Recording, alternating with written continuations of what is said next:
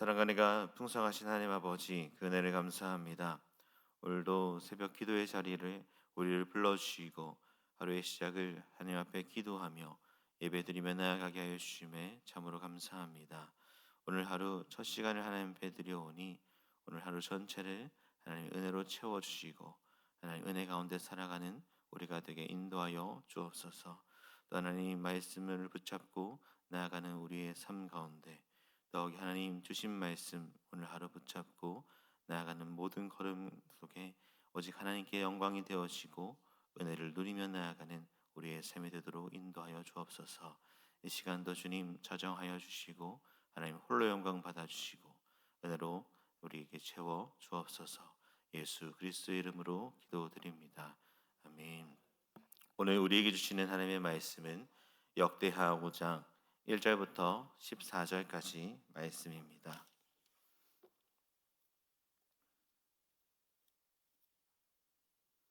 역대하 5장 1절부터 14절까지 말씀입니다. 저와 성도님께서 한 절씩 교독하시겠습니다.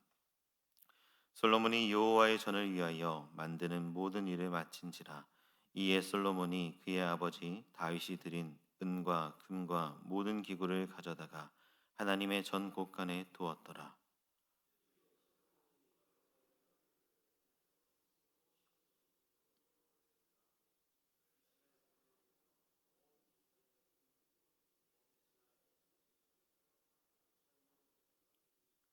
일곱째 달 절기에 이스라엘 모든 사람이 다 왕에게로 모이고 궤와 회막과 장막 안의 모든 거룩한 기구를 메고 올라가되 레위인 제사장들이 그것들을 메고 올라가매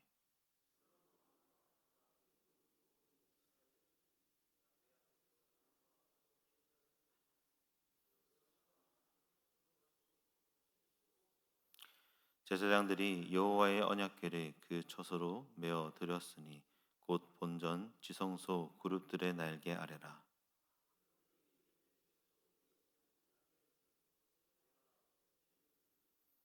그 채가 길어서 궤에서 나오므로 그 끝이 본전 앞에서 보이나 밖에서는 보이지 아니하며 그 궤가 오늘까지 그곳에 있으며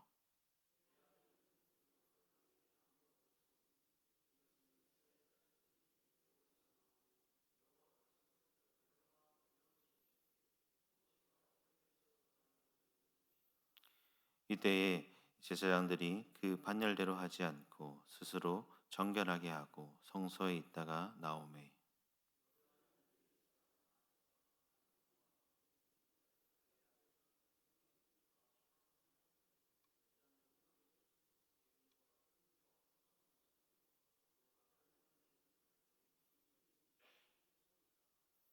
나팔 부는 자와 노래하는 자들이 일제히 소리를 내어 여호와를 찬송하며 감사하는데 나팔 불고 재금치고 모든 악기를 울리며 소리를 높여 여호와를 찬송하여 이르되 선하시도다 그의 자비하심이 영원히 있도다 하매 그때에 여호와의 전에 구름이 가득한지라 제사장들이 그 구름으로 말미암아 능히 서서 섬기지 못하였으니 이는 여호와의 영광이 하나님의 전에 가득함이었더라. 아멘. 사랑하는 성도 여러분, 오늘 이 새벽에도 하나님의 은혜가 우리 가운데 가득하기를 주님의 이름으로 축복합니다. 오늘 우리가 나눌 하나님의 말씀, 이 역대하 5장의 말씀은 솔로몬 시대에 완공된 성전에서 드려지는 첫 예배의 모습을 다루고 있습니다. 이 장면은 단순히 역사적인 사건을 넘어서 하나님의 임재가 임하는 예배가 어떠한 예배인지를 우리에게 보여줍니다. 하나님이 기뻐하시는 예배의 모습이 무엇인지를 알려주죠.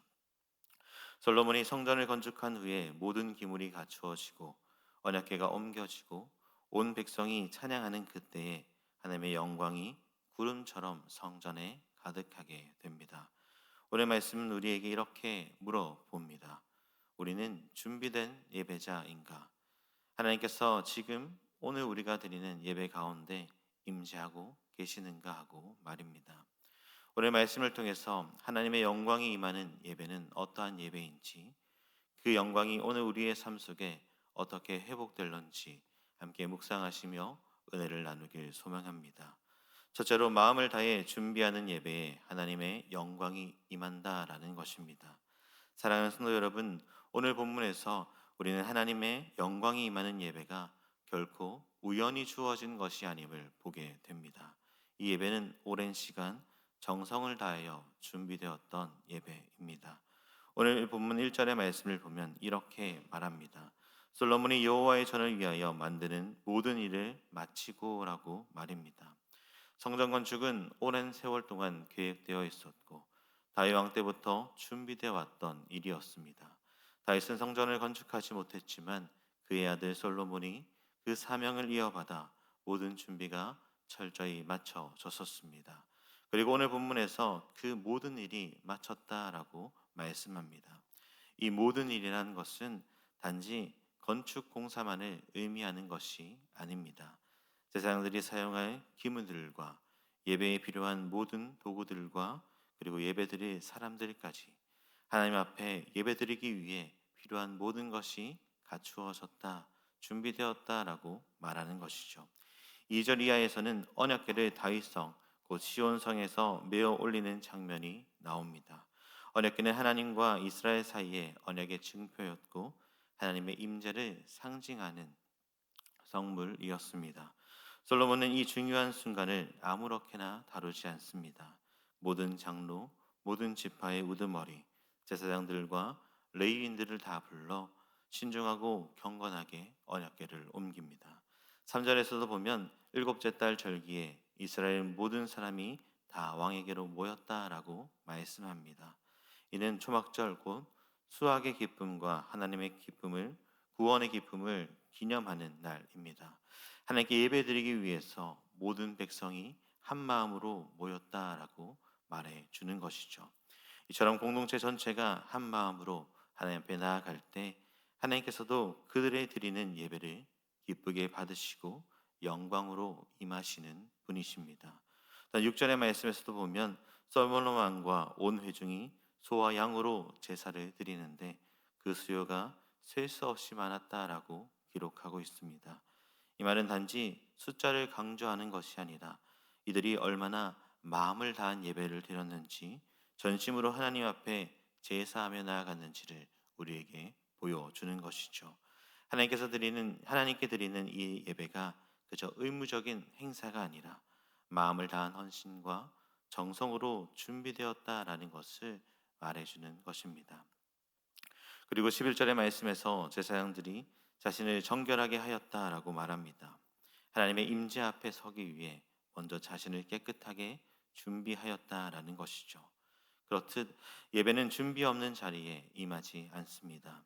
마음과 삶이 하나님 앞에 준비될 때 비로소 하나님의 임재가 우리 가운데 임하는 것입니다.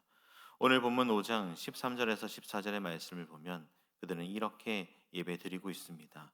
나팔을 부는 자와 노래하는 자들의 일제히 소리를 내어 여호와를 찬송하며 감사하는데 나팔 불고 재금치고 모든 악기를 울리며 소리를 높여 여호와를 찬송하여 이르되 선하시도다 그의 자비하심이 영원히 있도다 하매 그때 여호와의 전에 구름이 가득한지라 제사장들이 그 구름으로 말미암아 능히 서서 섬기지 못하였으니 이는 여호와의 영광이 하나님의 전에 가득함이었더라라고 말입니다. 그들이 드리는 예배 위에 하나님은 영광으로 임하십니다. 이것은 사람의 힘으로 만들어낸 영광이 아니라 하나님께서 그들의 예배를 받으시고 기쁨으로 임재하시는 것이죠.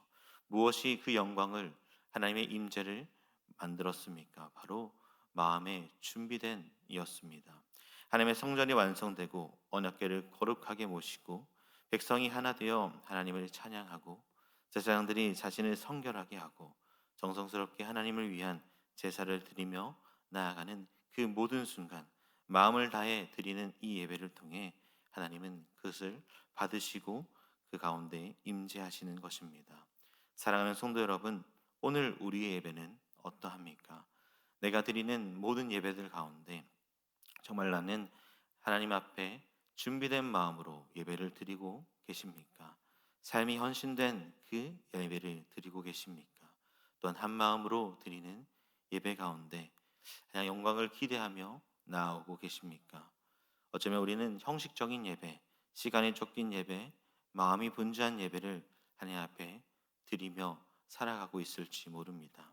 하지만 그러한 예배로는 하나님의 영광을 기대하기 어렵습니다. 반대로 비록 장소나 조건이 부족하더라도 하나님을 향한 마음의 준비가 온전하게 드려질 때 하나님은 그 예배 가운데 임재하여 주시고 은혜로 덮어 주실 것입니다. 오늘도 우리가 이 새벽에 나와 하나님 앞에 기도하며 말씀 앞에 서는 이유는 단 한 가지입니다. 하나님의 영광을 사모하기 때문입니다. 그 영광이 우리의 각자의 삶에, 또한 가정에, 그리고 교회의 모든 예배 위에 다시 임하기를 소망하며 우리부터 마음을 준비하여 주님 앞에 나아가는 저와 여러분들이 되기를 주님의 이름으로 축복합니다. 둘째로 하나님을 높이는 찬양이 있을 때 하나님은 영광으로 임하십니다. 사랑하는 성도 여러분, 하나님의 영광이 임하는 예배는 단지 외적으로 준비되는 것으로 이루어지지 않습니다. 예배의 중심에 반드시 하나님을 높이는 찬양이 있어야 하죠. 그 찬양은 곧 우리의 마음이 하나님께 집중되었음을 보여주는 신앙의 고백이 됩니다. 13절의 본문을 다시 보면 나팔 부는 자, 노래하는 자들 일제히 소리내어 여호와를 찬송하고 나팔 불고 재금 치고 모든 악기를 울리며 어떻게 고백하고 있습니까? 선하시도다, 그의 자비하심이 영원하시도다라고 고백합니다. 사랑하는 성도 여러분, 이 장면은 매우 중요한 장면입니다. 단순히 찬양을 불렀다라는 정도, 노래를 하였다라는 것이 아니라 모든 이들이 한 마음으로 하나님을 찬양하고 있는 것이죠. 선하시도다, 그의 자비하심이 영원히 있도다라는 이 고백으로 하나님을 높이고 있는 것입니다. 이 찬양의 고백은 반복적으로 성경에서 등장하는 이스라엘 백성들이 하나님을 향해 부르는 고백이었죠. 하나님이 어떠한 분이신지를 드러내는 모습입니다. 하나님이 선하시다라는 것과 이 자비가 영원하다라는 이 고백이 언제나 그들의 삶 가운데, 백성들 가운데 있어야 할 고백이었던 것이죠. 다시 말하면 이 두 고백이 우리가 드리는 예배의 중심이 되어야 한다라는 것입니다. 우리가 드리는 찬양에, 그리고 기도, 말씀 앞에 항상 이 고백으로 나아가야 하죠. 하나님이 선하시다는 것, 그리고 자비가 영원하시다는 것으로 말입니다. 이 찬양이 울려 퍼졌을 때에 성경은 그때 여호와의 전에 구름이 가득하였다라고 말씀하고 있습니다. 구름이 무엇입니까? 하나님의 임재를 상징하는 것이죠. 출애굽기 40장에서 회막 위에 구름이 덮이고 여호와의 영광이 회막 중에 충만하였다라는 표현과 같은 것입니다. 곧 하나님께서 그 예배, 그 고백 가운데 임재하셨다라는 것이죠. 하나님은 언제 임재하십니까? 하나님 자신이 높임 받는 그 예배에 임재하시는 것입니다. 하나님께서 높임을 받는 그 예배를 통해 영광을 받으시고 은혜로 덮어 주시는 것이죠. 시편 22편 3절의 말씀에 다윗은 이렇게 고백합니다. 이스라엘 찬송 중에 계시는 주여, 주는 거룩하시니이다라고 말입니다. 하나님은 찬송 중에 거하시죠. 찬송은 곧 하나님의 보좌가 세워지는 자리입니다. 우리가 진실한 마음으로 하나님을 높일 때 그 자리는 곧 하나님의 처소가 될 것입니다. 사랑하는 여러분, 오늘 우리가 드리는 찬양은 어떠합니까? 혹시 예배에 나와 가사만 읊조리고 소리만 높이는 것으로 끝나진 않습니까? 때로는 내가 이렇게 노래를 잘한다라고 나를 나타내고 있지는 않으십니까? 그러나 본문 속에 등장하는, 소개해주고 있는 찬양은 그러한 모습이 아니죠. 전심을 다한 고백이 되는 것입니다. 온 공동체가 하나 되어 울리는 예배의 정점이 바로 이 찬양으로 나타납니다. 그리고 이어지는 14절의 말씀에 이렇게 그 찬양 가운데 임재한 하나님의 영광이 얼마나 큰지를 이야기하죠. 제사장들이 그 구름으로 말미암아 능히 서서 섬기지 못하였으니 이는 여호와의 영광이 하나님의 전에 가득함이었더라라고 말입니다. 하나님의 영광이 임할 때 인간은 더 이상 어떠한 것도 할 수 없는 존재임을 깨닫게 됩니다. 자신의 지혜나 능력을 앞세울 수 없다는 것을 알게 되죠. 심지어 제사장조차도 서서 섬기지 못할 만큼 하나님의 영광이 그 공간을 압도했다라는 것입니다. 여러분, 이것이 진정한 예배의 목적이 아니겠습니까? 내가 뭘 했는지가 드러나는 것이 아니라 사람이 주목받는 그러한 예배의 자리가 아니라 오직 하나님만이 드러나고 하나님만 높이는 자리가 바로 예배의 자리입니다. 예배는 나를 드리는 시간이 아니라 하나님 앞에 나는 낮추고 하나님의 높음을 나타내는 자리임을 꼭 기억하십시오. 그렇게 우리가 드리는 이 찬양, 하나님을 높이는 이 고백은 단순히 노래하는 정도가 아니라 하나님의 행하신 일들을 나열하는 정도가 아니라 삶을 드리는 하나님께 하나님만을 높이는 그 고백이 되어져야 합니다. 우리는 입술로는 선하시도다 그의 자비하심이 영원하시도다라고 고백을 하지만 우리의 진정한 삶의 모습은 그 고백과는 반대로 살아갈 때가 참 많이 있습니다. 그러나 히브리서 13장 15절의 말씀은 이렇게 이야기합니다. 그러므로 우리는 예수로 말미암아 항상 찬송의 제사를 하나님께 드리자. 이는 그 이름을 증언하는 입술의 열매니라라고 말하고 있습니다. 찬양은 제사입니다. 제사는 고백이죠. 그리고 헌신이 됩니다. 우리가 부르는 찬송은 단지 예배 시간의 일부가 아니라 예수 그리스도로 인하여 날마다 드려지는 우리의 삶의 고백이 되어져야 할 것입니다. 그러므로 우리가 하나님을 찬양할 때 그 고백 가운데 우리의 믿음의 삶이 담겨 있기를 소망합니다. 하나님을 높이고자 하는 그 마음으로 어떠한 상황 가운데서도 하나님의 선하심을 신뢰하고 하나님을 높이며 믿음으로 나아가는 그 삶으로 말입니다. 사랑하는 성도 여러분, 오늘도 우리의 예배가 단지 소리로 끝나지 않고 삶의 고백으로 이어지는 찬양으로 살아내길 주님의 이름으로 축복합니다. 그럴 때 하나님께서는 기꺼이 우리의 삶 가운데 함께해 주시고 우리가 말할 수 없는 그런 은혜로 채워주시는 분이십니다. 그렇기에 오늘도 하루를 살아갈 때 하나님을 높이며 나아가는 우리의 삶의 예배가 되기를 주님의 이름으로 축복합니다. 말씀을 맺겠습니다. 사랑하는 성도 여러분, 오늘 우리는 역대하 5장의 말씀을 통해서 하나님의 영광이 임하는 예배가 어떠한 예배인지를 함께 살펴보았습니다.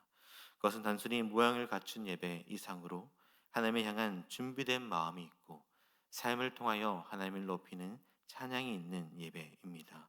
우리를 예배자로서 다시 불러주시는 그 하나님의 앞에 더욱이 거룩한 예배자로 나아가는 저와 여러분들이 되기를, 그래서 그 가운데 하나님의 임재함이 가득한 삶을 살아가시기를, 그런 모든 드려진 예배들이 그런 예배가 되기를 주님의 이름으로 축복합니다. 사랑과 은혜가 풍성하신 하나님 아버지, 오늘도 새벽에 우리를 불러주시고 하나님의 말씀 앞에 서게 하여 주심에 참으로 감사합니다. 예배 가운데 임하시는 하나님의 영광을 다시금 우리가 사모하고 나아갈 수 있는 자들이 되게 이끌어 주옵소서.